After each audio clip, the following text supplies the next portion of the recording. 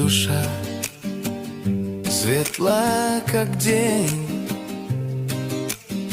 Она без страха и упрека